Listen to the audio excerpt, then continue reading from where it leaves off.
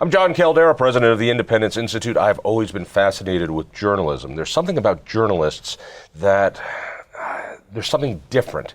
They're very curious, they're very funny, they're very opinionated, even though they never say that they are. So to have one who's been on all sides of the media, Tim Hoiles from Colorado Springs, former owner of the Colorado Springs Gazette, your family owned it, and now part of Fourth Estate Media, including the new Maverick Observer. First of all, people might not know you. If you're in the Springs, they know you, but around the rest of the state and country. So tell me your history real quickly in media. Well, you were raised in this. Thank you for having me first. And the history is this. I was born into a media family. What does that mean, a media family? My grandfather started Freedom newspapers back in the 50s. He was 50-some years when he got in the newspaper business. Why do I bring up my grandfather? Because he did it a little differently. You've heard of the Hearst, the Gannettes, the McClatchys. My grandfather wouldn't name it after the Hoiles. He named it Freedom Newspapers because he believed in freedom. The other thing my grandfather did is he didn't like government schools way back then because he thought the government schools were not educating kids, they were indoctrinating them. Even in the 50s, he thought that. He thought that. He read a lot of Ayn Rand's books. He got some of those thoughts from then. Got Foundation for Economic Education.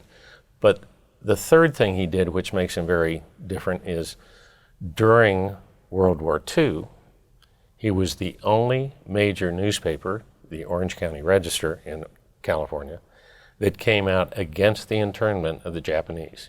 You're kidding me. No. So we're talking about Japanese Americans. Yes, Japanese Americans, because they were citizens. What are we putting them over there for? And so he did that in Orange County, where the Japanese threat seemed a whole lot more real, and anti-Japanese sentiment was a lot higher there than it was here, for instance, in Colorado. That's correct. When you say he started in his 50s, what does that mean? Because as somebody in my 50s, as a late bloomer, he had other jobs. Was he a reporter for all his time? No, he started in the bookends. He was sort of the accountant, the CFO, whatever you wanted to call him back then. In newspapers. In newspapers. But before that, he and his brother had a brick company. They made bricks back in Ohio. And he and his brother had some falling outs. They had a couple of papers. They sort of threw a coin up and said, this one gets the papers, this one gets the brick company, and he went on. But so when I say born into it, because I was the last male heir, and you look at his age, he died at age 92 in 1970. Look at my dad's age, and I was raised that you are going to work for the newspapers when you're older. What is the draw about that? Because that is, for me, it seems the romantic time of newspapers. That newspapers, from Watergate, all the way back to My Gal Friday, there is just something about newspaper men and the newspaper business as a fast-moving, selective group. And we didn't have the internet, we didn't have talk radio, we didn't have, radio we started having, but newspapers, that was the communication. Well, the draw for me at the time was I didn't want to do it because I was raised as an individual with my own wants and desires. And when I was told more and more I had to do it, I had to look at it. And I didn't realize what it entailed until I went to work full-time for Freedom in 1974. I was the publisher of the Pampa Daily News. What it means now to me is a lot more because when I was growing up, in addition to my grandfather's background, I went over to my dad's office from grade school because I could walk, and I went by a saying on the wall every day and read it. And can I read it please. now? So it's a little more. It was this was the Gazette, right? Yeah, Gazette. So you would walk with your dad to the Gazette, and you'd pass in his office. This saying, and I have to read it because it's a little long, but not time. Neither license nor anarchy. No, as I understand it, freedom is not license. It is not anarchy. Under freedom, no man is free to do entirely as he likes. After all, freedom involves morality. It involves discipline, an inner discipline, a conscience within the individual ever reminding him that his freedom stops where the other fellow's freedom begins. that no man is really free if he renders another man less free. And it makes no difference who lessens freedom, whether it stems from private or public sources. The fact is, the most usurpation of freedom has stemmed from the latter. As liberal reformer Woodrow Wilson noted, the history of liberty is a history of limitations of government power, not the increase of it. All right, so 2 observations. One, if your old man had instead on the wall, "Don't worry, be happy," you would have taken a completely different direction with your life. But 2, the idea in that quote was, yes, we talk a lot about government oppression, government taking away people's freedoms. That quote says, wait a second, the private sector does the same thing. Exactly. And now, I have an instinctive negative reaction to that. I understand. It is hard for me to think about that, because as someone who sees the world as this battle between coercion and liberty, I see the coercion coming from the state because they have the guns. I see the private sector as something, well, I don't have to deal with them. I have choices there. I can go to this paper, that paper. I can go to this restaurant or that restaurant. So help me with that part of it. Well, to me, that ties into the initial definition of Fourth Estate from the 1800s English. The Fourth Estate back then was print media, but it was to oversee not just the government, but business too, because business can make bad decisions. While you don't have to partake of anything but a voluntary transaction, you still have to say, is this business being open, honest, and accountable in the way it deals with people? What do you mean open, honest, and accountable? Because from my point of view, if they're going to sell me a computer, they're going to sell me a phone service, what I care about is the product that they're telling me, that they're expressing, is it real? Is the sandwich safe? And if not, I can sue them. What do you mean open and honest? Well, what if are you saying that businesses have to open their books the way that governments have to open their books? Obviously, people would not like that, so no, I'm not saying that. But conversely, if they sell you a product that's not what it was supposed to be, who's supposed to take up that banner? Why, we have all sorts of people in the newspaper that would say, this is the fix-it column. Call us when you have a problem with an insurance company or a car repair or whatever. They weren't honest and open. They weren't moral and ethical in their dealings with other human beings. So are we just supposed to forget about that and say, okay, buyer beware, buyer beware? Well, some buyers can't beware. And no, I don't want to take a government stance and say, oh, you've got to hold every business accountable, but there is a place for it. Talk to me a little bit about your passion, particularly for local news. So you're bringing on a brand new venture. Matter of fact, it's opening up real soon. You're not going to be throwing newspapers at people's doorsteps. What are you doing? It's going to be an internet-based platform. So are you trying to create a whole new newspaper, from sports to funnies to horoscopes? No, we're trying to create a newspaper that basically has 5 front pages. So it's the main page, it's the local news page, it's a view page, which is our editorial page. It's going to have a scene page, and it's going to have a food and drink page. What's a scene page? Scene page, we are going to try to link up with certain calendars in Colorado Springs and certain calendar in Denver for music events, all sorts of different events that we're not going to generate personally, but it's being generated, and it's where a lot of people look to find those things. Here's where I believe the biggest loss for media is, for consumers and for America, is local news. Local news has taken it on the chin. Particularly, I'm a political junkie, so I only see the world that way. The Washington Media Corps continues to grow and grow and grow. And so they're trying to do what are known as, what do they call it, hyper scoops, mini scoops, something like this. If you can scoop your competitor by a matter of an hour and get it online that the president had a burrito for lunch, then you've gotten this great scoop. And so while that's all going to Washington, we've got more than enough coverage, we've got more than enough views, but what's happening in our own backyards is happening largely in the dark. Colorado has over 4,000 governments and special districts. Your city government gets some coverage, the state government gets some coverage, courts don't get any coverage, and all these local governments get almost no coverage. Well, they do, but we have defined several elements that we're going to continually look at. And let me, if I may, parking and bicycle lanes. In Colorado Springs, it's just changing overnight at the whim of a strong mayor and his staff, and nobody's saying, okay, how many people ride bicycles? 0.06%. That's not our number. That's the number Colorado Springs furnishes to some of their bicycle sites.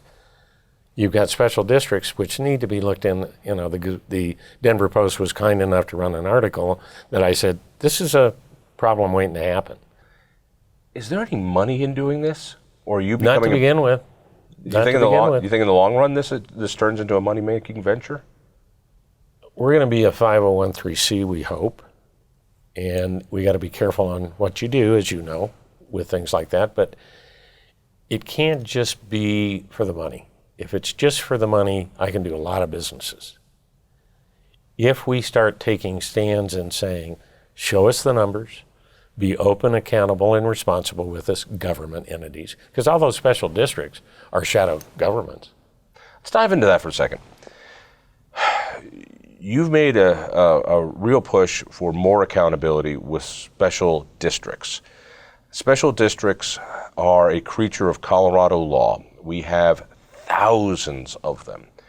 Growth control laws that came in the 90s, late 90s, really pushed for even more special districts. That if you wanted to develop homes, it was easier now to have it as a special district. So a developer has to create his own special district to build homes. From my point of view as a consumer, it means you have to join homeowners associations even when you don't want to. So when I want a house that I can paint purple, I got to find an old house in a place that doesn't have these covenant restrictions. And I know a lot of people love covenant restrictions. I hate them. I want to find places, and there are no new places that aren't homeowner controlled. And you want to talk about power plays. You want to know about tyranny. It's right there in any homeowners association. What is your biggest concern with special districts? When you say I believe the key to anything, but special districts is one of them, whether it's that or city government or county government, if you can't get to the numbers that are accurate numbers, you don't know anything about it.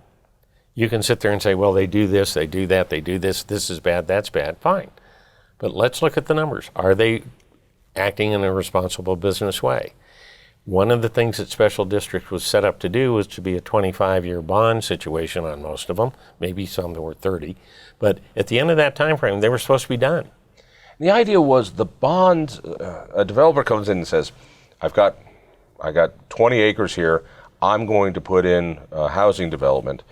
I need the bonding so that I can build the infrastructure for the homes.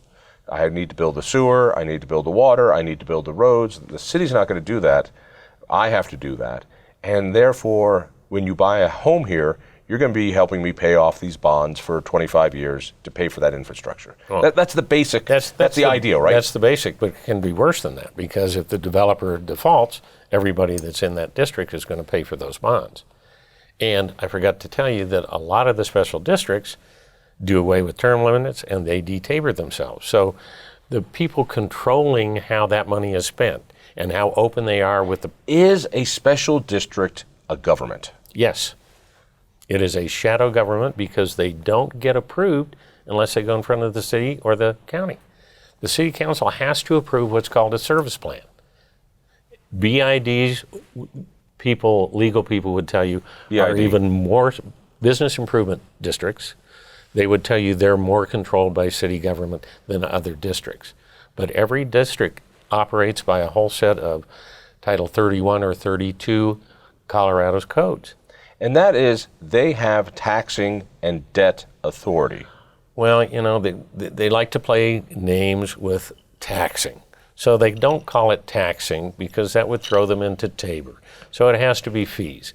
I would tell them it's time to get out of junior high and start using the real words. All right, so there is an elected board for a special district. They have the ability to raise taxes by calling them fees. They have the ability to go into debt when the board votes for it. And the people in that housing development vote for the people who are on that board. No. What do you mean, no? The people that are in that housing district don't vote for the board. Of the district They that don't. controls their roads don't. and their They don't. water, They don't. then who does? The developer and the 5 or 4 people he names to the board. It's usually his associates. It could be other business associates. It could be people that work for them. All that they are required to have is 5 electors. Electors are defined very specifically in the CRS codes, and they might have to own a square foot of a residential or a business district, but they don't live there. There are instances in the Denver Post articles that, especially in residential areas, the people that live in the district take over the board. But, I forgot to tell you, a week before they take it over, the developer comes in and adds $10 million worth of new bonds that those people are going to be responsible. This is what I don't think people get. Is we know our president, we know our governor, we know our senators, maybe, and then it starts trailing off. We probably know our congressman. We don't know our state house rep. We don't know our state senate. We don't know who's on the school board. We don't know who's on the city council. We don't know this and this and this. But the government that is the closest to us, the one that our house is part of this development, we don't really know who's on that special district board. And it's not a public election for them. No. And it's supposed to give notification. They don't give notification because and I hate to use the term smarter, but the more devious special district developers do away with term limits. So they don't have to have an election. All right, hang on. Because this gets confusing really fast. So a developer comes in, he says, here are our electors. And there's term limits, but they've just voted themselves out of the term limits. They can vote a tax increase if they call it a fee. And it's the people who are operating either with a business or a home inside that district that are paying for that debt. That is correct with one caveat. Excuse me. One caveat. There technically is a mill levy that's set that they can't go over, but it can also be, if they run it well, that they can reduce it. You don't see any developers reducing it. This is where the shadow government, you and I have talked about this. My big fear on the state level is what known as enterprise zones. As you call something a fee, it goes into a different pot, and that pot is called an enterprise zone. So when they want to give us the road tax but call it a fee, the faster fee, a hospital tax but they call it a fee, the mill levy freeze but they call it a fee, the growth dividend but they call it a fee, it goes into this pot that we don't control, the legislature doesn't control. When Tabor started, that pot was a third of the size of the pot that there's taxation with representation. That's completely flipped. These enterprise zones are now 2/3 of our budget, and not a single elected person controls that. You're telling me it's very similar on the local end as well. I think you've said it really well. I mean, the enterprise zones is a farce. It's a total farce. Elected officials, none. No accounting for the money and how it's spent. And oh, by the way, we just keep calling it a fee instead of growing up and getting out of junior high and saying, let's call a tax a tax. But if you call it a tax, you have to ask for consent. Exactly, and that's the whole point. Tabor was put in for a reason.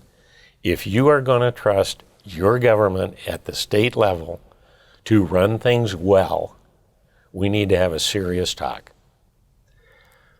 Maverick Observer wants to shine a light on this. How are you going to shine a light on this? We believe, and I say we because I've got associates, that you have to start showing the numbers. An example, if you take a special district house that costs $400,000, the overall cost of that house is going to be more to somebody because everybody has the same exact expenses, but The special district is paying mill levies to somebody for the bonds. The other house is not.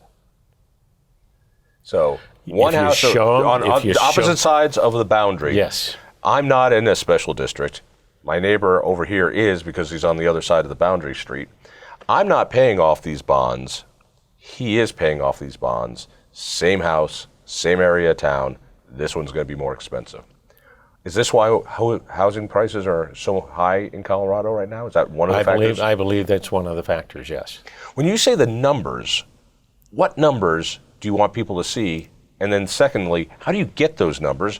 Because are they open numbers? Are they numbers that you can CORA, which is a Freedom of Information Act request, and get? The easiest example to show people is take the same price house.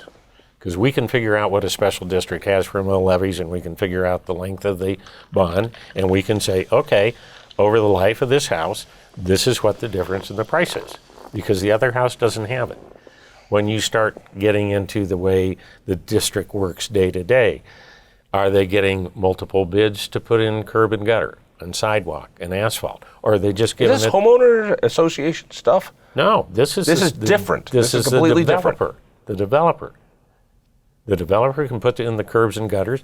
We don't know if he's getting 2 or 3 bids. I mean, when I was in private business and we were going to buy a new piece of equipment, we had to get 3 bids. It would seem to me a good business person would do that. But if you're going to be devious, you might say, okay, I'm going to give my buddy, and I don't care what he charges me because I'm going to get the bonds to pay for it.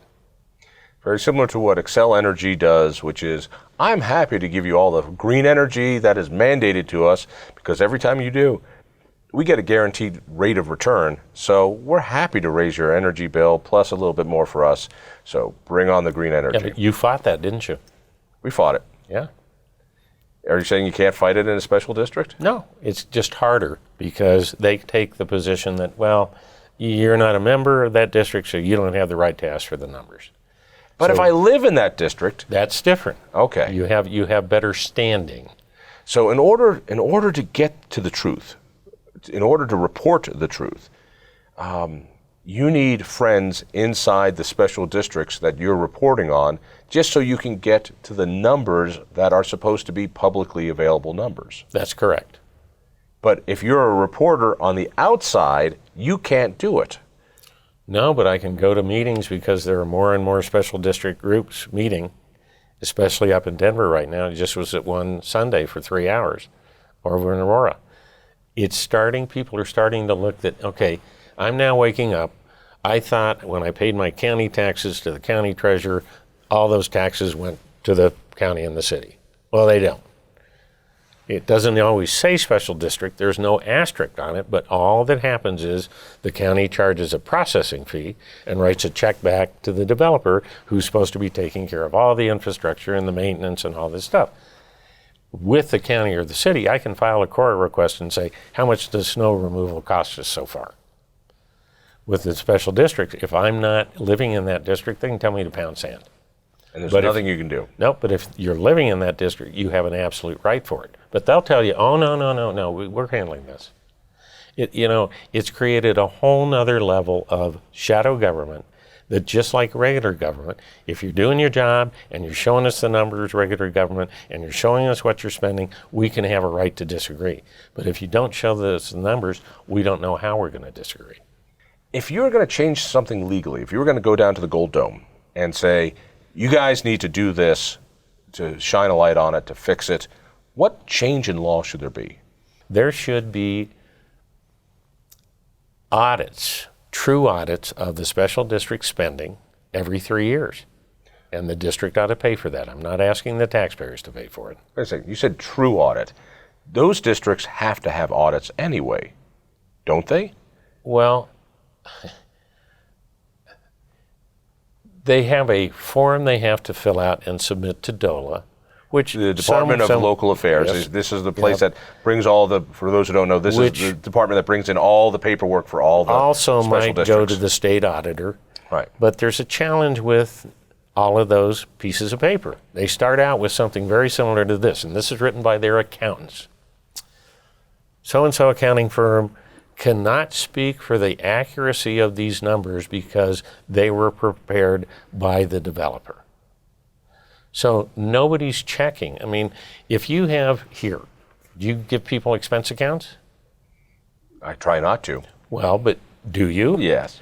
Do you say you've got to bring a receipt back to us? Every time. So you audit those on a monthly basis before you pay the bill. Nobody's doing that type of audit and showing the owners what's going on. So it's like, you and I don't know how much of the tax goes where and where when Right. we pay it. But we can go to I've been to the county treasurer and said, okay, here's my personal tax bill for my house. Tell me where this goes, where this goes, where this goes, where this goes. And I don't live in a special district.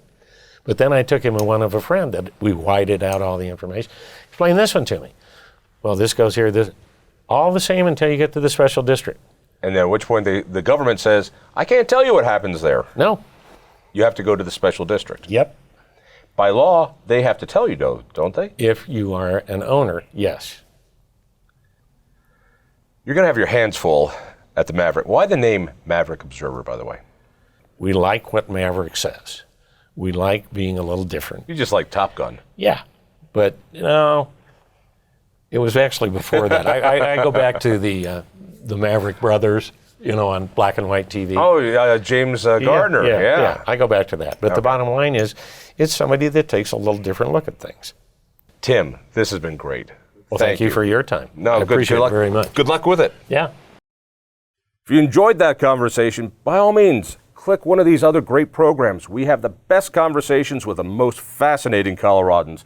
And subscribe to our channel. Just click down below and hit that little bell button too. You don't want to miss a single show.